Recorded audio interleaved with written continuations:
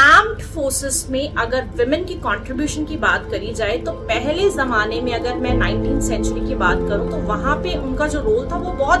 Limited रहता था, क्योंकि चाहे वो थल सेना थी, चाहे वो वायु सेना थी या नौसेना थी, 1992 में जो महिलाएं थी हमारी, वो सिर्फ और सिर्फ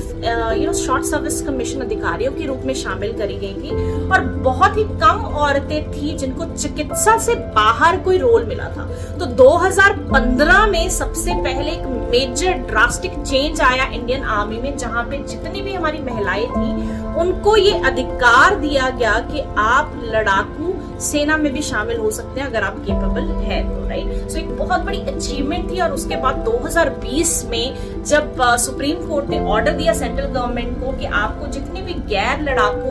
इकाइयां हैं उसमें भी विमेन को शामिल करना पड़ेगा, तो ये एक अनदर अचीवमेंट थी। तो इससे हमें ये पता चलता है आज वर्तमान स्थिति में जहां पे 9,811 महिलाएं जो है वो इंडियन आर्मी का पार्ट है और कंट्रीब्यूट कर रही है नेशन को प्रोटेक्ट करने में, तो ये बहुत ही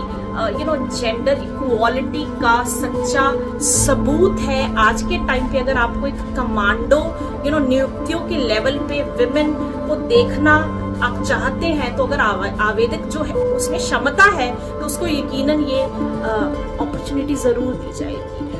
हालांकि वर्तमान में अगर हम वायुसेना की बात करें तो ट्रैफिक ऑफिसर्स या फिर ग्राउंड ड्यूटी पे महिलाएं ज्यादा नजर आती हैं, लेकिन जो अभी लेटेस्ट एग्जाम्पल है कैप्टन अभिलाषा बराक जी का, जिनको एज एविएशन पायलट चूज किया गया है, और एविएशन कॉर्प्स में वो ऐसी भारत की पहली महिला है जो बतौर पायलट